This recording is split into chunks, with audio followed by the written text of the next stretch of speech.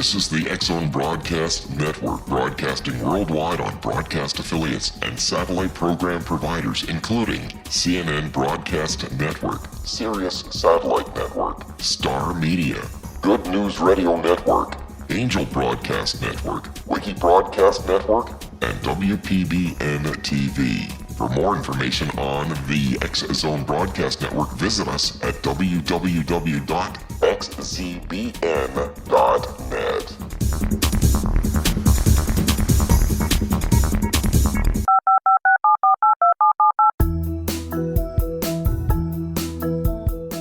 Did you know that when you're on the road with limited data or Wi-Fi, you can still listen to the X-Zone Radio Show with Rob McConnell, The Science of Magic with Gwilda Wiyaka, X-1, Dimension X, Space Patrol, and every minute of the X-Zone Broadcast Network by calling 213-401-0080, courtesy of Audio Now. No smartphone, app, or internet needed. It saves your data plan and it's free if you have unlimited minutes. Call 213-401-0080 to listen on any phone, anytime, anywhere. Remember 213-401-0080 for the best of the paranormal, parapsychology, and sci-fi radio programming anywhere, 24/7, 365. And welcome to the X-Zone, everyone. My name is Rob McConnell, and for the next 4 hours, I'm your host and your guide as together we cross the time-space continuum to this place that I call the X-Zone. It's a place where people dare to believe and dare to be heard. It's a place where fact is fiction and fiction is reality. And the X-Zone comes to you Monday through Friday from 10 p.m. Eastern until 2 a.m. Eastern on the Talkstar Radio Network, X-Zone Broadcast Network, UK High Definition Radio, Euro High Definition Radio, Star Cable, and X-Zone TV. If you'd like to give us a call, toll free, 1-800-610-7035. My email is xzone@xzoneradiotv.com. On MSN Messenger, xzoneradiotv at hotmail.com. And our website, www.xzoneradiotv.com. My guest this hour, this first hour of tonight's show, is Mark McCandlish. And first of all, Mark, welcome to the X-Zone. Thank you, Rob. I appreciate you having me on. Mark, tell us a little bit about yourself. Well, for the better part of the last 30 years or so, I've worked as a conceptual artist in the defense and aerospace industries of the United States, and for a few other countries also. It's been pretty exciting. I've had an opportunity to see a lot of different weapon systems, mostly aircraft, but there have been a variety of technologies that I've been exposed to. It's been a pretty exciting gig. Where did your interest come in as far as getting into the work you're into now? Do you have an interest in science? Do you have an interest in astronomy? Yes. Maybe it was growing up as a military dependent and being around the military environment. There was always a sense that technology was sort of an integral part of day-to-day living in the military. Being on Air Force bases most of my life as a young adult and as a kid, and being exposed to that kind of thing, I think it just sort of spurred that interest on, mostly starting with things like paleontology, geology, and later astronomy, getting a telescope and looking at the sky and that kind of thing. I understand that you also used to work for General Dynamics. Yeah, I worked there for a couple of years there in Pomona, California. And at the time, they were working up the development program for a system called Phalanx, which is a radar-slaved gun system that was designed to protect ships in the U.S. Navy. And they were also working on a proposal for an anti-aircraft gun system mounted on a tank chassis, which was referred to as the Divisional Air Defense Tank, or DIVAD tank. So got a chance to climb all over these systems, see how they worked, and learn the technology that was involved in those kinds of things. But yeah, it was pretty exciting. Tell me, UFOs, extraterrestrials, in your opinion, are they real? Absolutely, yeah. There's no doubt in my mind. After some of the things that I've seen over the last 20 years or so, I don't have any doubts whatsoever. Interesting. You said that very quick, very decisive. Yes, I have no doubt. Have you ever seen a UFO? And I'm not talking about one that is from let's say, a secret military project? I'm talking about the kind that people say come from outer space. Well, that's the one thing that's most difficult for anybody who sees something like this. You can recognize the strangeness and the uniqueness of the performance capabilities that you see in these aircraft. Yes. But it's really impossible to tell where they're from. In reality, they could all be part of some secret military development program, but some of the things that I've seen have been so obviously advanced that it would be really hard to put your finger on it and say, yeah, it looks like an Air Force bird, All right, Mark, stand by. You and I have to take a 2-minute commercial break. Mark McCandlish is our special guest. www.markmccandlish.com, MarkMcCandlish.com. My name's Rob McConnell. This is the X Zone, and we're coming to you from our studios in Hamilton, Ontario, Canada. I'll be back on the other side of this 2-minute break as we continue. Don't go away.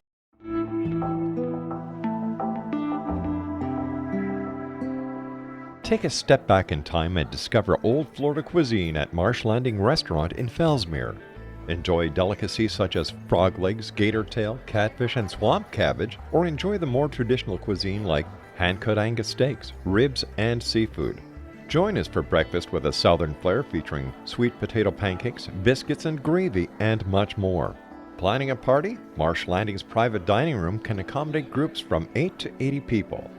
While you're visiting, enjoy the historic pictures, artifacts, and stories that line the walls. Marsh Landing is truly a unique experience. Marsh Landing Restaurant, 44 North Broadway in historic Fellsmere, or visit marshlandingrestaurant.com. Marsh Landing, old Florida cuisine at its best.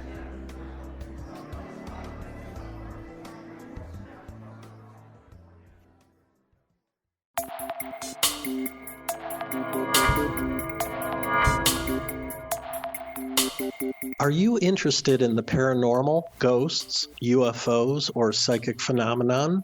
Join me, Tim Bartley, co-host of Talking to Spirits with Lightworkers Tim and Justina, coming mid-January 2017 to the XZBN. We will channel spirits live and talk to them, revealing all kinds of amazing information. Spiritual attachments will be found and removed on the show, and so much more. To find out when you can listen to Talking to Spirits with Lightworkers Tim and Justina, visit www.xzbn.net for listeners on both sides of the veil.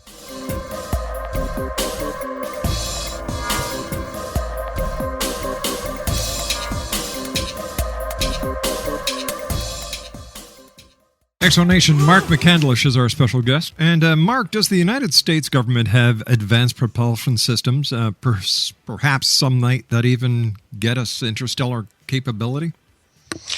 Well, I've certainly seen plenty of evidence that they do. Some of the things that I was directly involved in were high-speed, hypersonic air breathers, more conventional. But I had an awful lot of contact with people from Lockheed and other defense contractors that indicated that we had not only a high-speed air-breathing type of vehicle that was out there, and not only being experimented with and tested, but also some that were in deployment around the world, but also a kind of field propulsion, anti-gravity, if you will, that's been on the drawing board since the late 50s.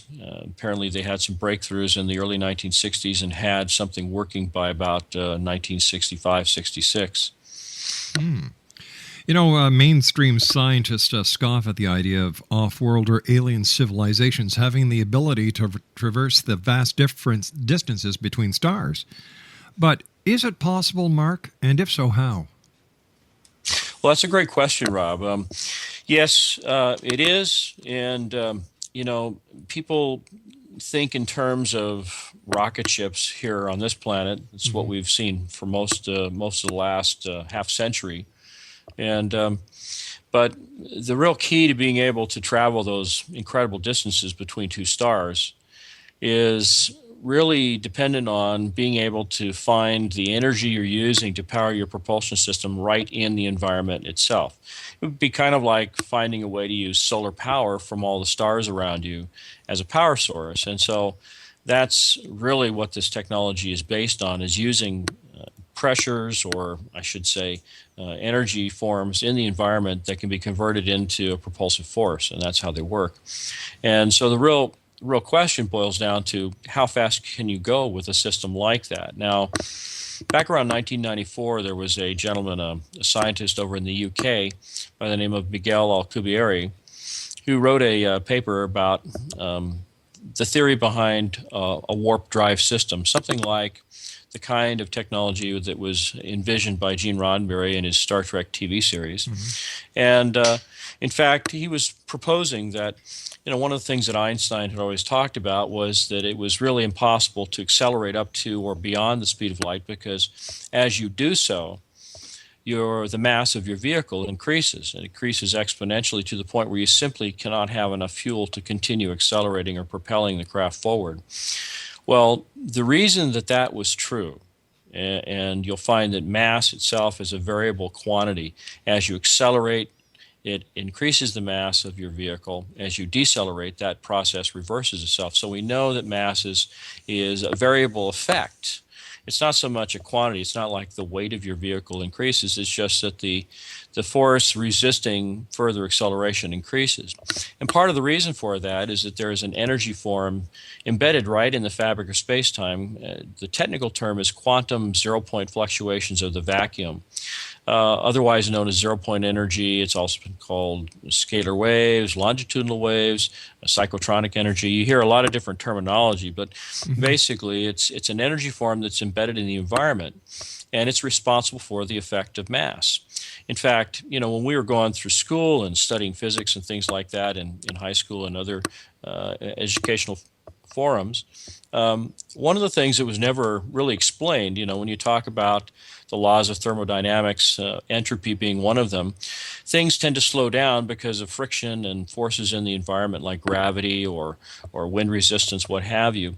But it was never explained to any of us why it is that the subatomic particles in the atom, like the electrons that are spinning around the nucleus of the atom, there's no indication that entropy or these frictional forces that would slow things down, there's no evidence that any of these kinds of things affect the structure of the atom. In fact, the atom itself is a perfect model of what would be called a perpetual motion device.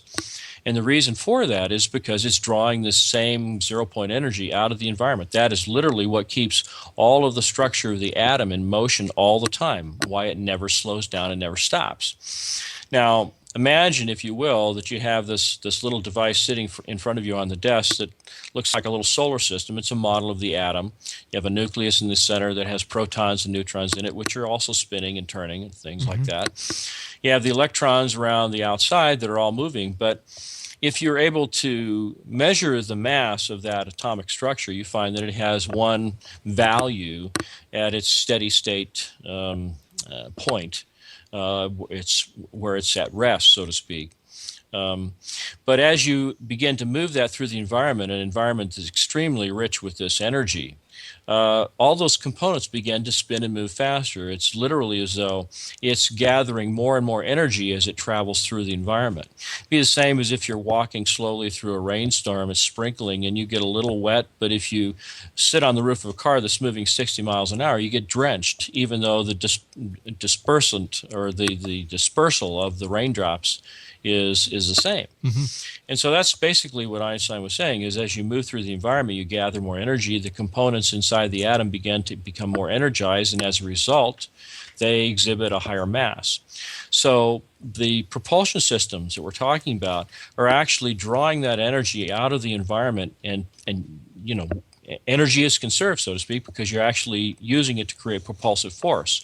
So the faster you go, the more energy there is available for you to continue doing this. But the end result is that the mass of your vehicle becomes less and less as you go faster and faster. And so as you approach the speed of light, you have nearly an infinite amount of energy you can draw from, where your mass is probably less than it would be in your steady state condition where it's not moving at all. So in a sense, the vehicle becomes light as a feather, and you have practically the entire power of the universe driving you, pushing you forward. So at that point, breaking the light barrier really becomes a reality. Son of a gun. How close are we to this technology, or does it already exist? It already exists, and when you look at what they were actually calling the early prototypes of this technology, the alien reproduction vehicle, it becomes pretty obvious that at least to the insiders that were involved in this at Lockheed and other defense contractors, that they probably back engineered something from a vehicle that was from another star system that crashed here on this planet. Being machines, this is the one thing that most people don't really consider. You think about any civilization that might be advanced enough to build a machine that could actually come here in the flesh. That just like our cars that are manufactured on a production line, some have flaws. Somebody might have made a mistake somewhere on the production line, and here they are, light years away from home, and they have a flat tire. And the next thing you know, one of our guys comes along and says, "Hey, I want what you've got," and they take it and try to take it apart if they can get it apart, and figure out what makes it work. And that's what the basis. That's really what back engineering is all about. What is your opinion of the Roswell crash of 1947? Well, from the things that I've heard within the defense and aerospace community, it really happened. There's been a lot of diversionary tactics employed by the military and the U.S. government to suggest that it was a special balloon that would send detectors aloft to see whether some of our political competitors around the globe were testing nuclear weapons and things of that nature. And another one involved some, what the military has as the kind of a crash test dummy for aircraft ejections and things like that, which they were using to account for some of the bodies back in the early 1990s, I think it was.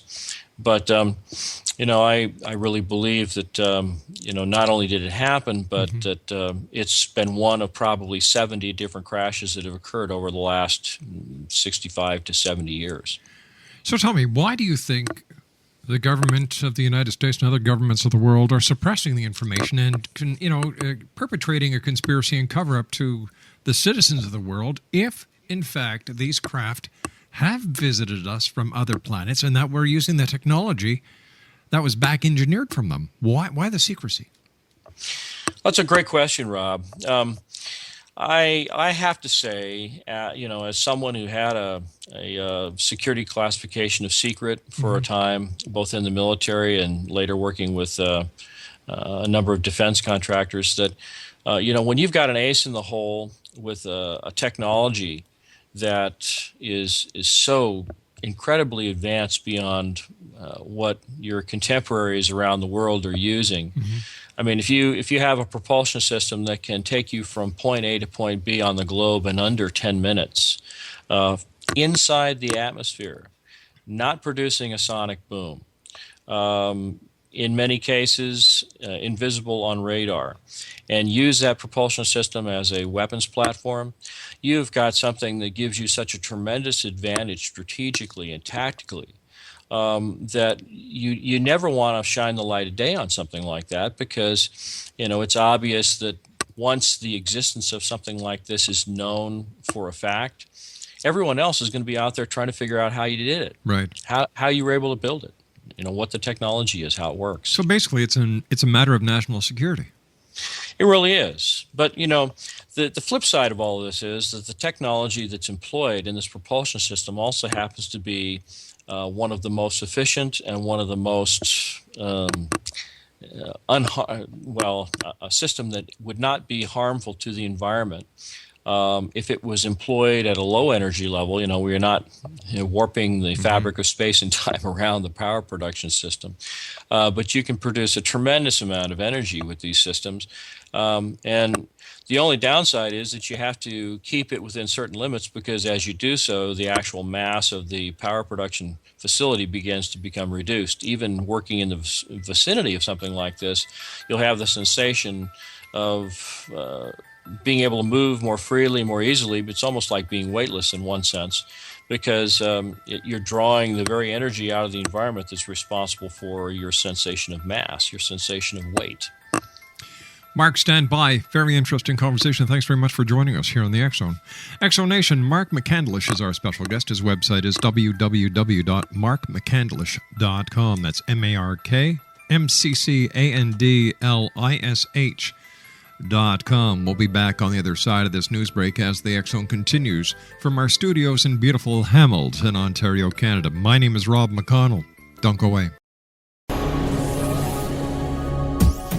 This is the X-Zone Broadcast Network, broadcasting worldwide on broadcast affiliates and satellite program providers, including CNN Broadcast Network, Sirius Satellite Network, Star Media, Good News Radio Network, Angel Broadcast Network, Wiki Broadcast Network, and WPBN TV. For more information on the X-Zone Broadcast Network, visit us at www.xzbn.net.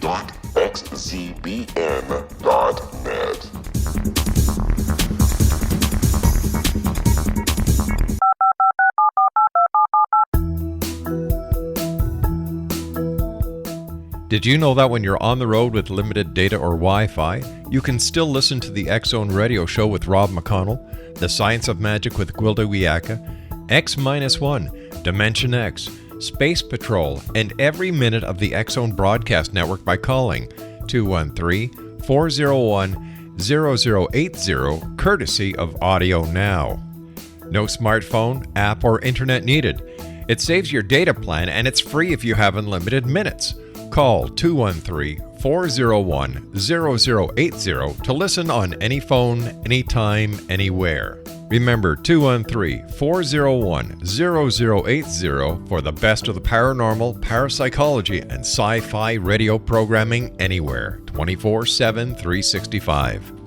Exonation, Mark McCandlish is our special guest. His website is www.markmccandlish.com. Mark, is it possible that some of the weaponry that you and I have been talking about for the last half hour have actually been used in conflict scenarios around the world? And is it also possible, Mark, that the majority of UFO sightings that people are reporting are actually these craft in flight?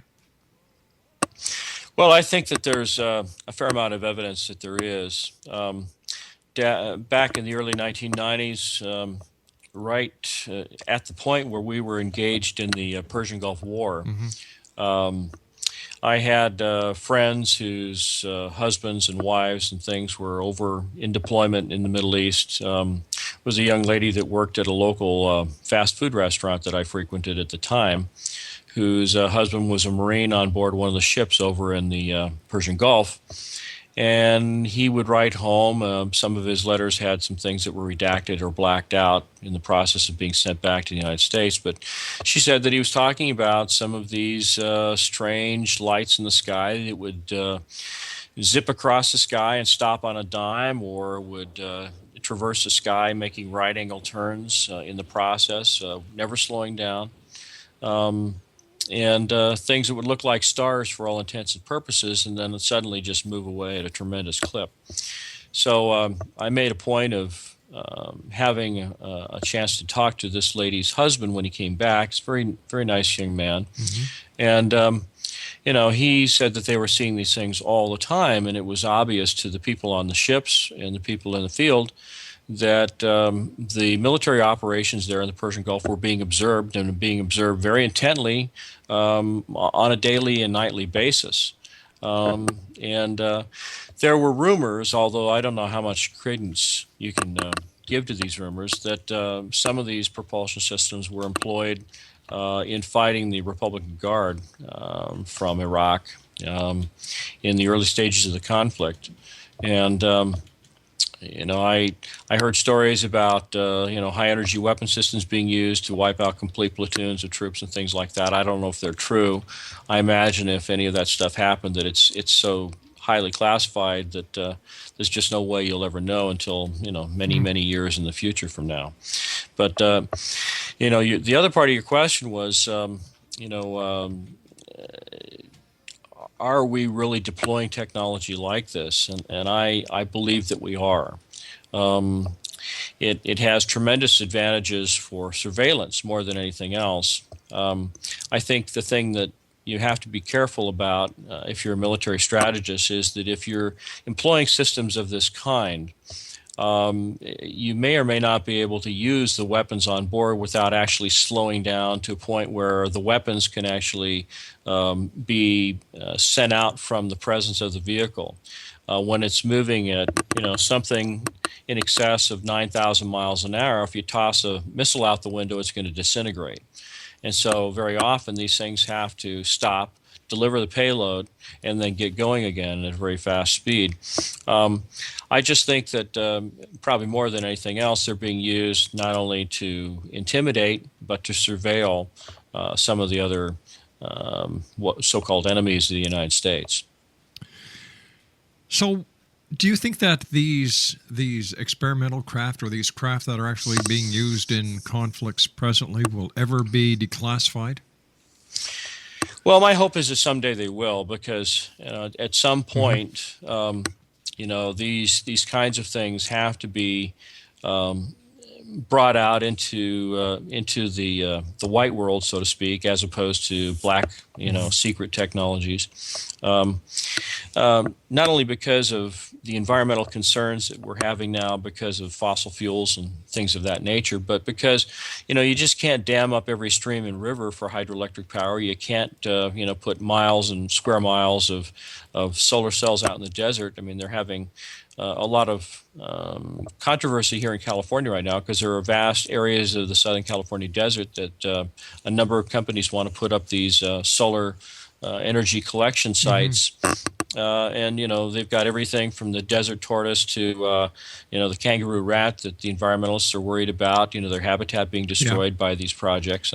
And so sooner or later, they're going to have to at least begin to declassify some of the technology, admit that this technology exists so that, there can be a learning curve within the society so that people can start looking outside the box, as it were, and trying to figure out ways to exploit these technologies that are non-weaponized. If this technology does exist, Mark, why isn't it being used for the space program instead of using solid rocket boosters? If the technology is there, why not start it off with the space program? It would be a lot easier to break it to the John Q. public if the public thought that NASA developed it. And this way here, the other arms of the government could actually maintain national security. Well, I think that it is, and it has been used in part of our so-called secret space program. There seems to be some evidence that such a program may go back several decades. I remember talking to one of the other Disclosure Project witnesses back in 2001. It was a young man who said that he was brought in to repair some photographic equipment that was having some kind of a little system failure at Langley, where the CIA is based, and noticed that there were a number of diplomats from other countries that were gathered in this room looking at some photographs spread around a table, and these photographs had been taken by an early moon orbiting satellite that photographed what appeared to be fully developed bases on the backside of the moon. So I think that, even within the highest levels of the U.S. intelligence apparatus and the government, that there are organizations, agencies, if you will, that are so highly classified, even beyond that perhaps even the President of the United States doesn't know about them. But yes, I think that it has been used. I know that NASA right now has a kind of a contest going on with the invitation being for inventors and people of that nature to try and come up with ideas for creating these advanced propulsion systems. You probably heard about the Advanced Propulsion Technology Symposium that's been put on by Mark Millis, yes. And I think it's Columbus, or Ohio, or Cincinnati. I'm not sure where it is exactly, but this is the problem, is because most mainstream physicists scoff at the idea of this kind of technology even being possible. That I've corresponded with a few physicists who will laugh and say, "Oh, it's not even wrong. That's simply impossible." But it's only because they're coming at the problem with all the standard texts that we're taught at the college level and beyond as the basis for their understanding of this kind of technology. They just simply do not believe that it exists. And so as long as the population, particularly the mainstream scientific community, will not accept that you can achieve these kinds of capabilities, you're going to see a lot of resistance. It's very difficult to get funding for someone.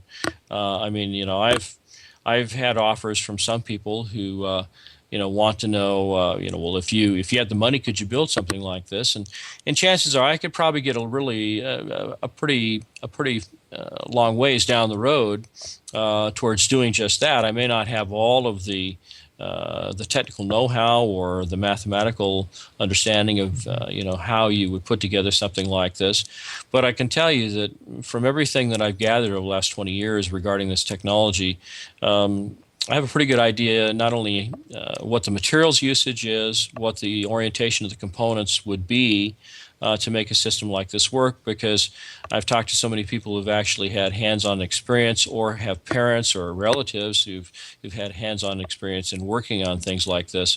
So there's no doubt in my mind it exists. It's really just a matter of, putting together a team and a group of people that would be able to figure out all of these little questions that need to be answered on how you would do it. So where does the government or the military keep all these super secret prototypes or super secret aircraft?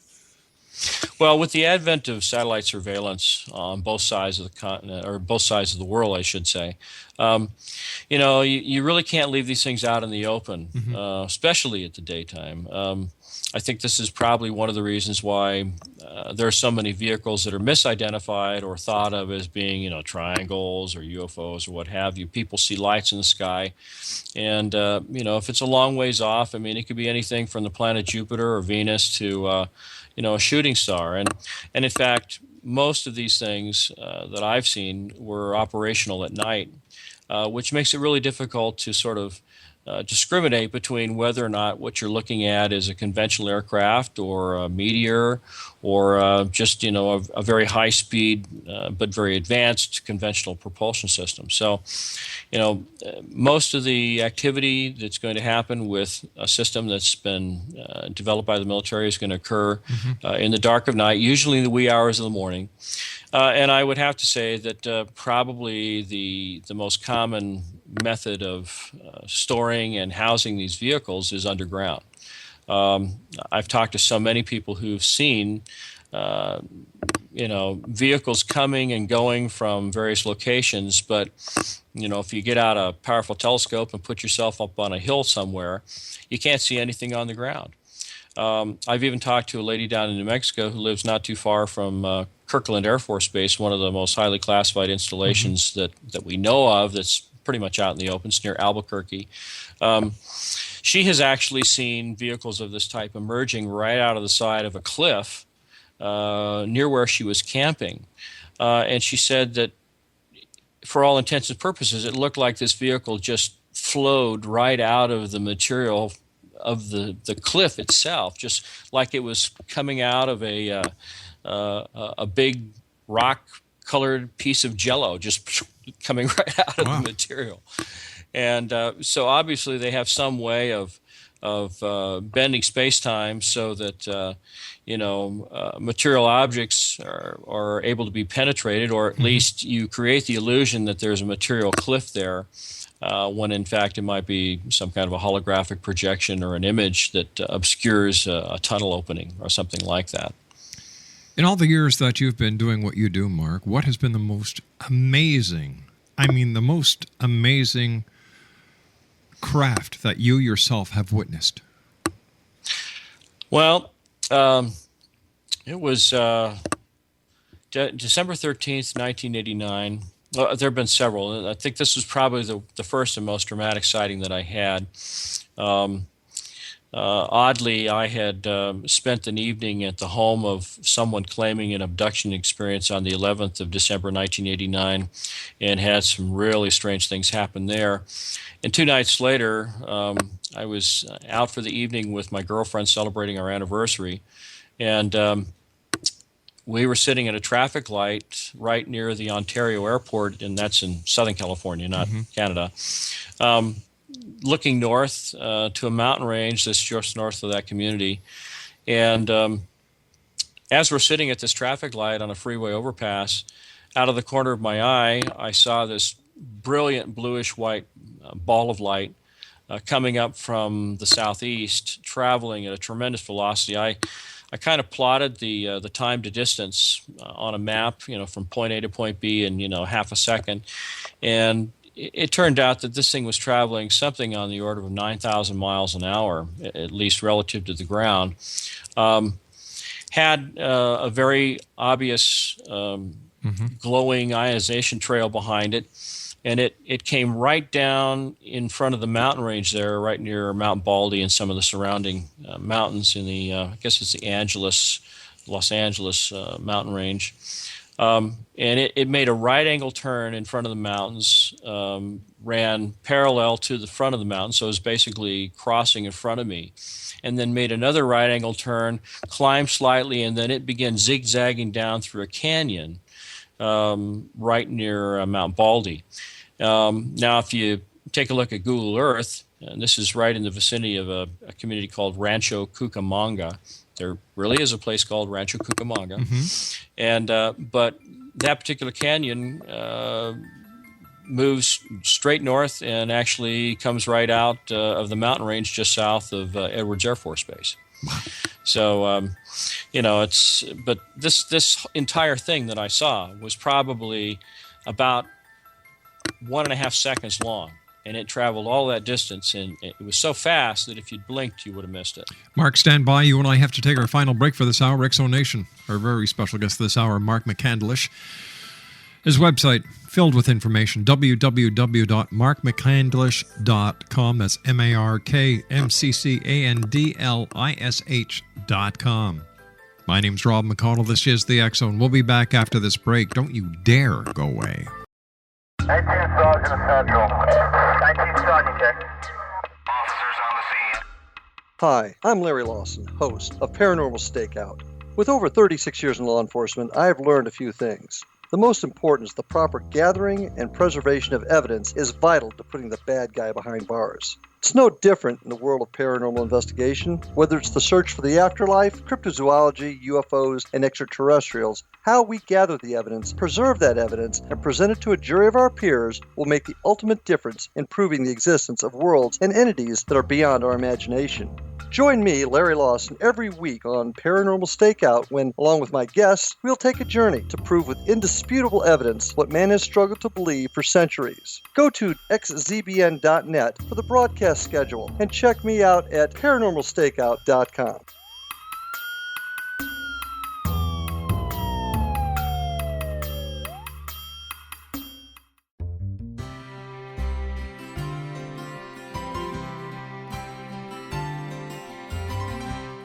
True healing must address 4 levels: physical, emotional, mental, and spiritual, for us to live joyful and productive lives. We tend to treat 3 of the 4, leaving the spiritual languishing. If you're tired of the same dysfunctional patterns cropping up in your life, Soul Balancing is for you. Trixie Phelps, owner and founder of Soul Balancing, is a naturally gifted energy healer trained in numerous esoteric forms, including shamanism. Trixie has created a powerful modality that safely and effectively clears your energetic field. A soul balancing session can remove interference, heal trauma, and restore your hope. Contact Trixie for a life-changing long-distance session today. www.soulbalancing.world.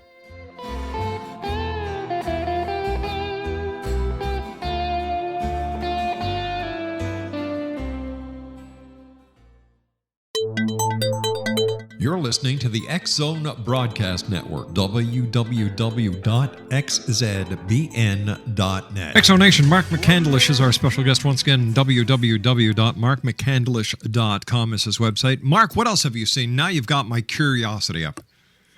Well, I I've actually seen a couple of occasions where the phenomenon that I observed really seemed to represent what might be described as the employment of traversable wormholes. I've seen this on several occasions, and it's a very startling kind of event. This was in June or July of 1993 in Southern California. I was coming back from an Angels baseball game. I was on Route 91, southwest of the community of Chino, and saw a brilliant flash of light in the sky, and then a glowing sphere, kind of fuzzy edges around it that got larger and larger as it was descending at about a 45-degree angle, just appeared out of nowhere. But what was really strange about that was that following directly behind it was a series of parallel gold-colored glowing lines, and they were all of the exact same length, all parallel to one another, and they were of different, the lines were of different weights. Some were thin, pencil-thin lines, others were thick and brighter. And it wasn't until I really thought about it later that I realized what I was looking at was sort of, imagine if you have a tube of space-time that goes back to another point of origin out in space. And as you may remember from the Star Wars movie, as they make the jump to light speed, all of the dots that represent the stars out there start spreading out into these streaks that kind of converge on a vanishing point out in the distance. And that's really what I was looking at, but in reverse. I was looking back through the wormhole. And the reason that these lines all had a gold color to them was that the white-colored light of the stars had redshifted into more of a golden hue. But the funny thing was that the images of these stars was being carried along with the physical presence of the vehicle, and that was what was so striking. In fact, the first time I saw this, I thought, my God, there's been an airplane, a mid-air collision or explosion, and these are flaming particles of debris that are falling behind it. The fact was that they weren't flaming or trailing smoke or anything. They were all these, they looked like individual gold-colored fluorescent light tubes that were in a pattern that was fixed, and they were moving along with this thing as it descended behind a mountain in the distance. Now, more recently as a year ago, up here in Redding, California, where I live now, there have been a lot of rumors about an underground UFO base under a mountain west of Red Bluff, which is south of me, called Tom's Head Mountain. Talked to a lot of people who've had sightings out there, and people who said they've seen these tremendous flashes of light, and then after the flash dissipates, there'd be this little point of light there that would suddenly just shoot off like it had been fired out of a gun. And it obviously seems as though these are basically vehicles of some unknown origin that are materializing right out of the fabric of space-time. Basically, it would seem as though they're coming from a place where there's a tremendous amount of light, maybe a star system where there's a tremendous amount of illumination in the local environment. And as that portal opens up, there's this tremendous release of light from that point in the sky, and then the object zips away. Hey, Mark, we've run out of time for tonight. Love to have you back in the near future. I do thank you very much for joining us. Well, thank you. You're welcome. Nice talking to you, Mark. Take care of yourself. Exonation, markmccandlish.com is the website. That's www.markmccandlish.com. I'll be back after the news at 6 o'clock, at 6.5 minutes past the hour, as we continue here in the X Zone. Don't go away.